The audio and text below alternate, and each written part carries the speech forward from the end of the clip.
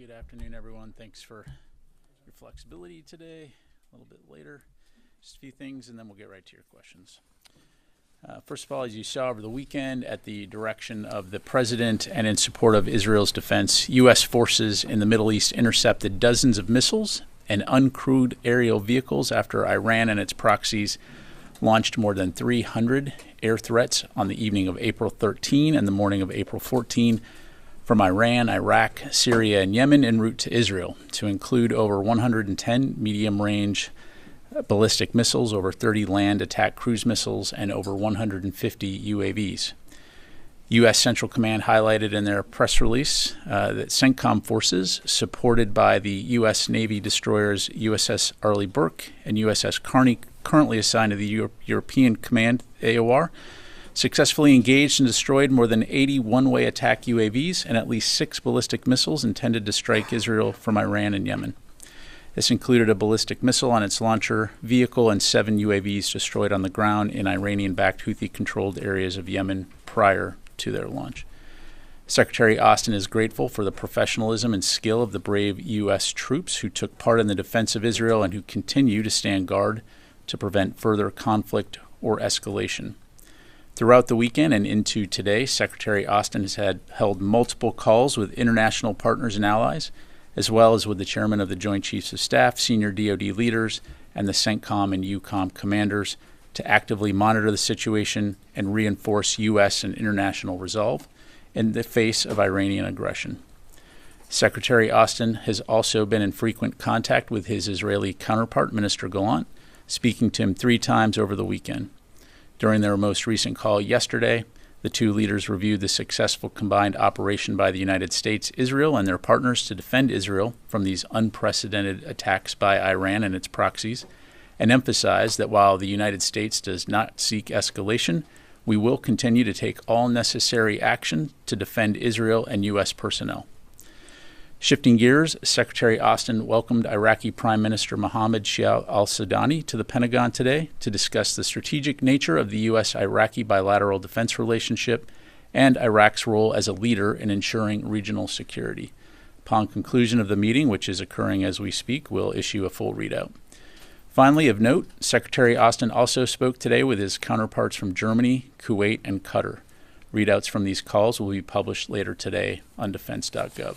With that, I'd be glad to take your questions. We'll go first to Associated Press, who I believe is on the phone, Lita Baldor.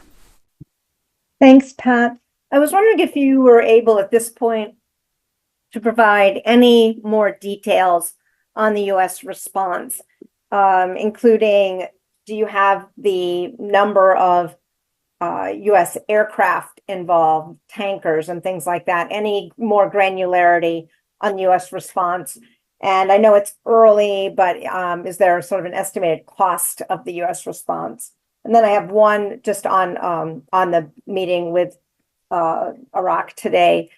Did the secretary discuss the ongoing issue of the U.S. reducing its troop presence in Iraq? And does what just happened in Israel and the fact that some U.S. forces in Iraq were involved in the response, was that discussed as far as the need to maintain any U.S. forces in Iraq? Yeah, thanks, Lita. Taking your last question first, as mentioned, the meeting is ongoing right now, so of course we'll have a readout of that meeting. As you know, there's ongoing discussion through the Higher Military Commission as it relates to the U.S. Support for Iraq as it relates to the international coalition to defeat ISIS, and what that relationship, what that longer-term bilateral relationship will look like. So certainly not going to get ahead of that process, but we'll have much more to read out following today's meeting. As it relates to U.S. forces and the response over the weekend, as you know, as a matter of operation security, we're not going to be able to go into the specifics in terms of the numbers of fighters involved at this time, other than to say, again, U.S. fighters were involved in the response and participated in taking down, as I highlighted, over 80 UAVs that were one-way attack UAVs that were en route to Israel. Thank you. Jennifer. Were you given a heads up about the scope and scale of this attack? So I think what you're asking was, did Iran give us a heads up? No, they did not. But were you given a heads up through allies? We were not given specifics by Iran, and to my knowledge, any specifics in terms of exact times, dates.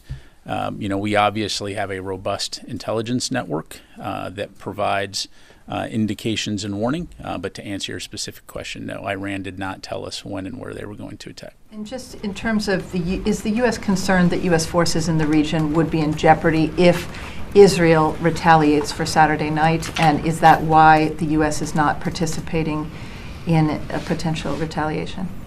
Well, look, I don't want to get into hypotheticals at this point. Whether or not Israel responds to Iran's attack, of course, is something for Israel to discuss and to decide. As Secretary Austin has said, both publicly and privately, we don't want to see escalation, but we obviously will take necessary measures to protect our forces in the region. And as was demonstrated over the weekend, we'll take necessary measures to defend Israel. Thank you. I think officials had said last week that additional U.S. military assets have been sent to the region. Are those assets still in place, or have they been moved out now? As of right now, those assets are still in place. And then you've talked previously about Iran not seeking conflict with the United States. Is that still accurate? Do you today believe that Iran is not seeking conflict with the United States or Israel? Are you asking me if Iran is speaking? I'm not going to speak for Iran. I mean, certainly from the United States, we do not seek conflict with Iran. Conflict before. So today, is that statement still accurate? Yeah, I'm not going to speak for Iran. Thanks. Will? Two questions on the Middle East. Has Israel informed the Pentagon if it plans to respond to the Iranian attack? And does DoD have any message on a potential response in terms of to Israel? Second, given the number of drones and missiles that were shot down, is the Pentagon concerned about stocks of either U.S. or Israeli air defense munitions in the region? Yeah, thanks, Will. So on your first question, again, I'm not going to speak for Israel or any potential response. Again, that's a decision for them to make. As we demonstrated this weekend, we remain focused on the defense of Israel and on the protection of U.S. forces that are in the region. And we've been clear from the very beginning that we don't want to see a wider regional war, and we continue to work hard in consulting with our partners and our allies throughout the region to ensure that that there is not a larger regional war.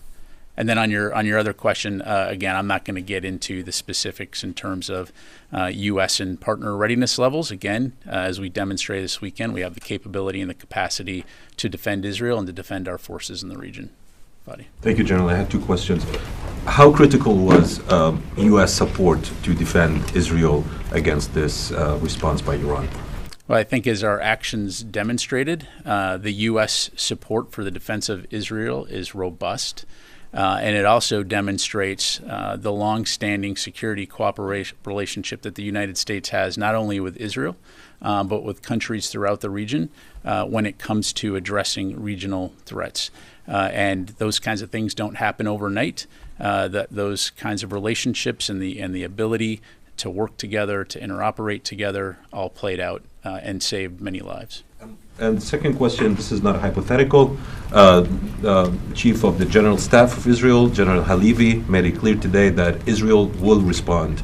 The Secretary made it clear the U.S. is not seeking escalation. The President made that clear as well. When Israel responds, do you think this will be counterproductive to your efforts for de-escalation? And will the U.S. support an Israeli response? Yeah, thanks, Fadi. Just we take slight exception with your question because, to my knowledge, right now there has been no Israeli response, so that is a hypothetical. So, again, we're going to continue to stay in close consultation with our Israeli partners, as we have done throughout the weekend. Again, we don't seek a wider regional conflict, and I'll just leave it there. Laura? So Saturday night was the biggest aerial attack of this magnitude we've seen in quite some time. It's the first big test of this collective integrated air and missile defense system that the DoD has been working on with its allies in the region. Can you talk about any lessons that we learned from this attack about Iran's capabilities, about our own capabilities, and were there any surprises? Yeah, thanks, Laura. Now, to your point, we will learn a lot from this, and we have learned a lot from this.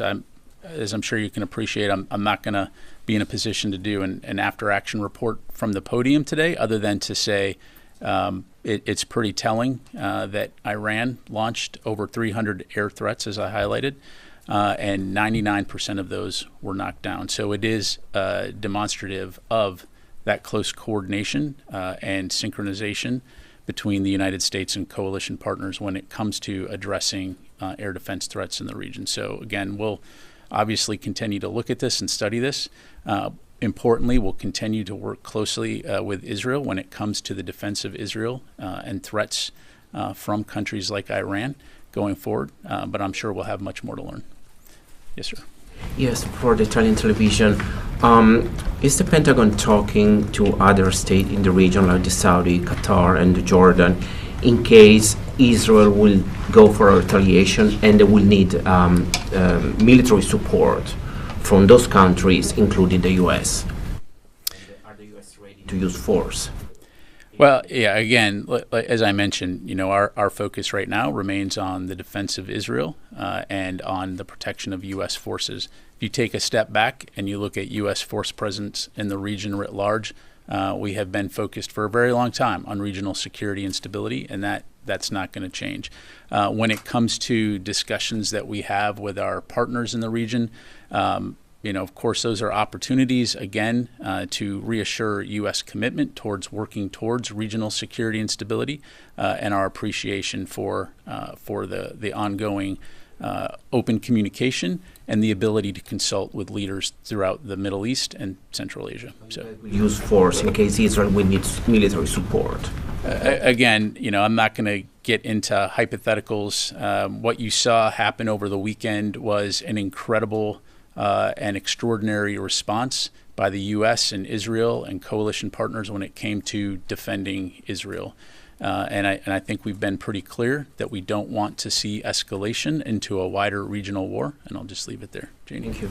Thank you, General. Russia and North Korea. Russia said it would increase the deployment of strategic assets around the Korean Peninsula to keep the U.S. in check and increasing military cooperation with North Korea. What is the U.S. position on that?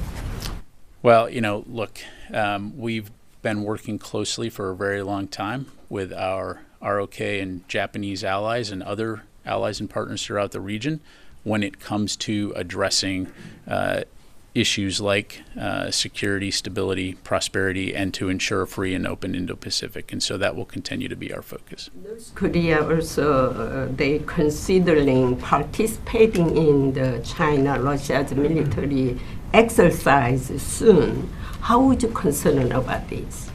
Again, I'm not going to speak for North Korea today. Let me go back over here. Thanks, Pat. There have been reports that are saying that half of the ballistic missiles that were fired by Iran either failed to launch or hit short of the targets. Can you confirm that? And then to follow up on that, did some of them land in allied territories like Jordan and Iraq? Yeah, thanks, Carla. I don't have any information to provide on that from the podium. I'm certainly not going to get into intelligence from the podium. I would say in terms of failures, I would just point to the fact that, again, over 300 air threats launched to targets in Israel, 99% of which were taken down. And then to follow up on Idris's question, if I may. So is there going to be a deployment of additional forces into the region? Does the U.S. feel that they have the appropriate force posture in the Middle East right now? I don't have anything to read out or announce today in terms of force posture. Of course, as a matter of course, we're constantly looking at U.S. forces around the world and where we need capabilities and assets, but don't have anything to announce today. Joseph? Thanks. Can you talk about who from the Middle East helped in these operations, these counter-Iranian operations over the weekend? And then can you talk about, did the U.S. provide any assurances that if they were to take part in these, then the U.S. would, help defend any potential responses from Iran? Because we saw Iran did threaten some of these countries that reportedly took part. Yeah, thanks, Joseph. I appreciate the question. As you know, we're going to allow any partners to speak for themselves, so I don't want to speak for them when it comes to any participation. I'll just leave it there. Sorry, just to push you on that. I mean, you guys have said the French and the British helped in these, so you can't talk about any other countries that helped? I think the French and the British have publicly acknowledged their participation, but again, I'd refer you to them to talk about their specific operations. Let me go back here and then to you, sir. One second. Yes, ma'am. Thanks, General. Ukraine's Foreign Minister Kuleba seems to suggest that if Ukraine received 7 more Patriot batteries, they might be willing to stop attacking Russian oil refineries, which has been criticized by U.S. officials. Is that something that's being taken into consideration by DoD and the administration, or is it subject of discussions with allies? I don't have anything to announce as it relates specifically to Ukrainian aid other than 2 things. One, we need Congress to pass the supplemental. And 2, we're going to continue to consult closely with Ukraine and our allies and partners when it comes to their most immediate needs to defend themselves from Russian aggression. Yes, sir. Thank you, General. The Iraqi Prime Minister is here at the Pentagon today. Can you tell us what they discuss about the presence U.S. troops in Iraq and how important to you are relations between the Iraqi army and the Peshmerga forces as well? And I have a following question. Sure. As mentioned earlier, the meeting is ongoing right now, so we'll have a readout following that meeting, which will provide some additional insight into the discussions. As it relates to our views on the value of Iraqi security forces to the U.S.-Iraqi relationship, we've been working very closely together for many years now, and we value Iraq as a partner. And we greatly appreciate the work and support that we've done with the Iraqi security forces, to include Peshmerga forces. Louis. Sorry. As you said, General, missiles from Iraq were fired at Israel. Can you tell us from where in Iraq and which group was responsible? I don't have any information to provide in terms of point of origin, other than one of those missiles was a ballistic missile that was taken down in the vicinity of Erbil that was en route toward Israel. And that's all the information I have to provide. Louis. Sir, yesterday the White House put out that President Biden had made a congratulatory call to 2 Air Force units. Were those 2 units involved in the shoot down of these drones that you talked about earlier? Yes. Were those units forward deployed in response? Was this part of the movement of assets that we heard about last week, then possibility of an intervening retaliatory attack? We had deployed some additional fighter units into the region, but I'd have to refer you to CENTCOM whether or not those units were already in the AOR or whether they were additional units that had been deployed in support of bolstering our efforts there. Thank you. Yes, sir. Thank you, sir. As far as these wars are concerned, finances are affected of the millions of people around the globe, and now many finance ministers are in town for the World Bank and IMF meetings. My question is that, as far as this war is concerned, are we heading to a bigger war and maybe involving many other nations? And also, where do the UN, United Nations, and the NATO stands as far as these conflicts are concerned? Yeah, for NATO and the UN, as I'm sure you can appreciate, I'd refer you to them. I'm not going to speak for them. And look, from a U.S. Department of Defense standpoint, one of the things we come to work every day, working hard to do, is to prevent broader regional or global conflict, as evidenced by our efforts in the Middle East region. And we're going to continue to stay very focused on that. Let me go to the phone here. Chris Gordon. Thanks, Pat.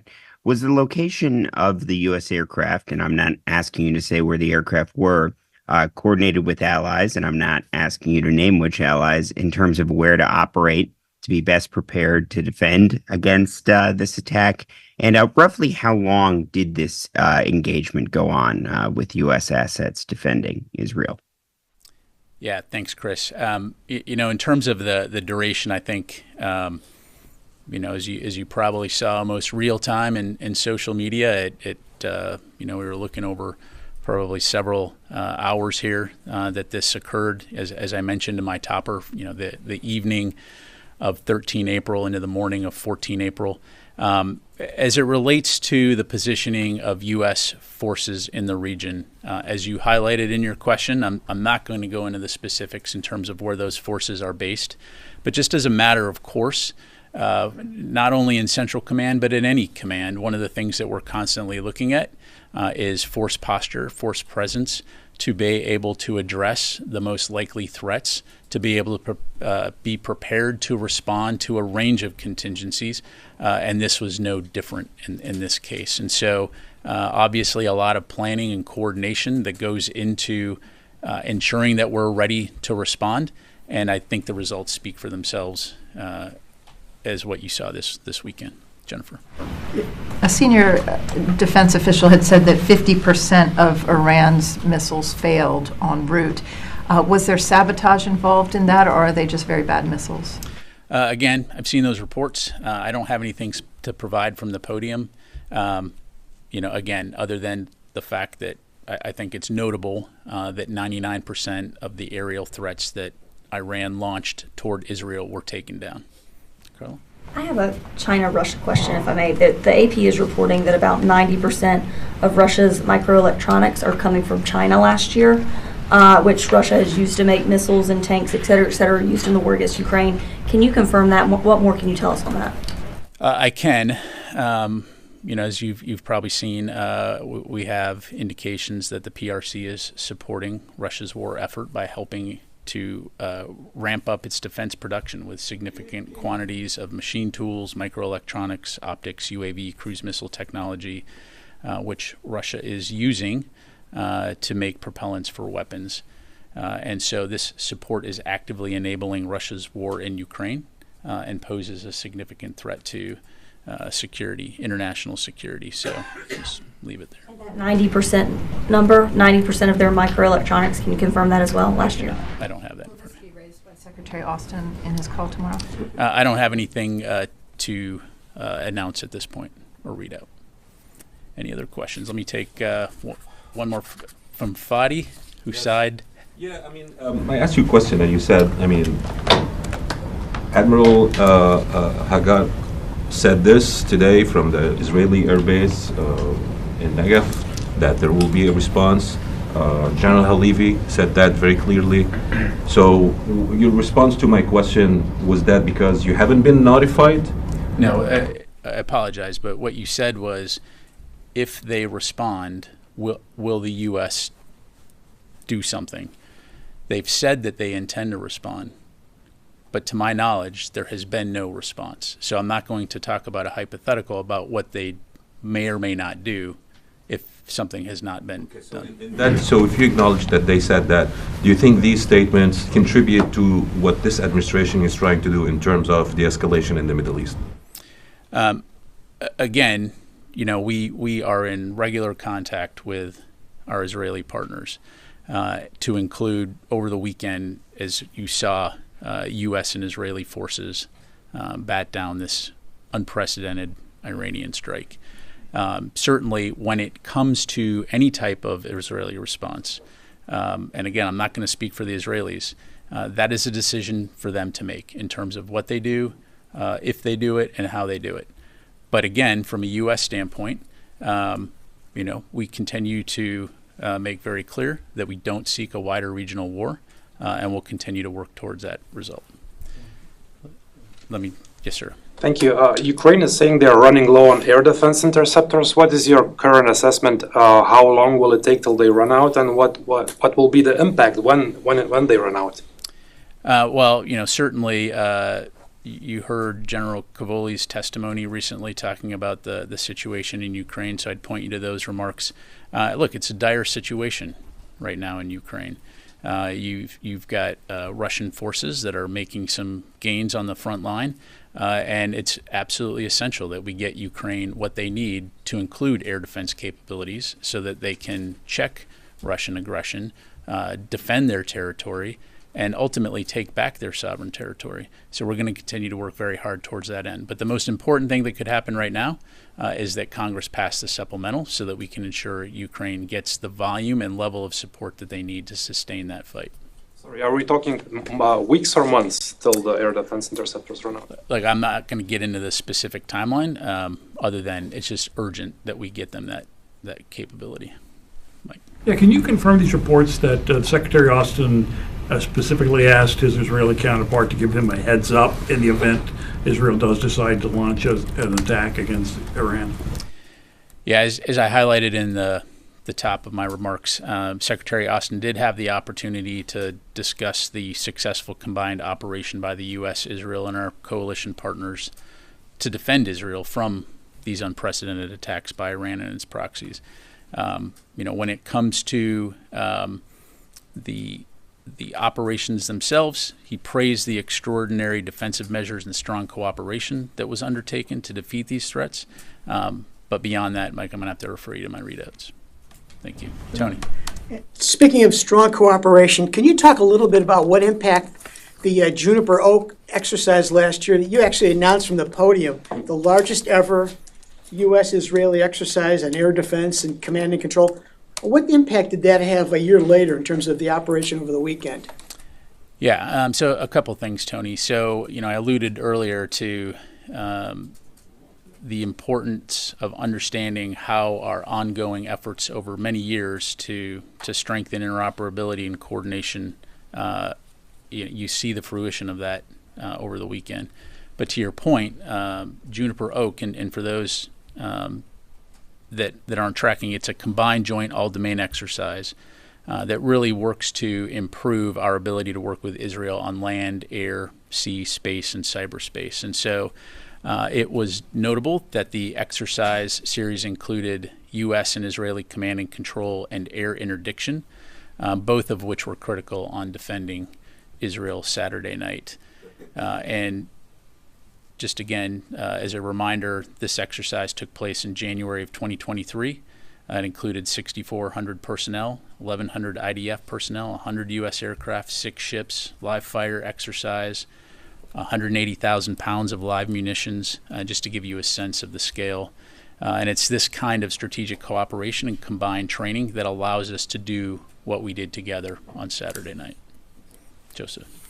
Can you talk about the drones, at least the ones that the U.S. took down, if they were unarmed or if they had any type of munitions attached to them? My understanding is these were one-way attack drones, so, explosive drones. And then, second, does DoD assess that Iran has more sophisticated weapons that it could deploy in the event of any other attack on Israel or similar to?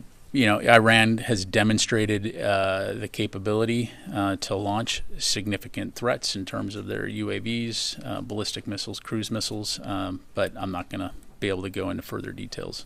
Let me go to Heather, USNI. Hi, thank you so much. To go back to the attack on Saturday night, a senior military official said the aircraft came from land and sea. I just wanted to see if you could confirm the sea aspect of that. That is correct. There were both land-based and sea-based aircraft, U.S. aircraft involved. And last question. Yeah, if I can do a follow-up question to my previous one. There were some words at the State Department, not officials, obviously, about a potential coordination of the U.S. in case of retaliation towards Iran from the Israel. So my question is, are the U.S. again ready to coordinate, as they did on Saturday, a support to the Israeli in case they need?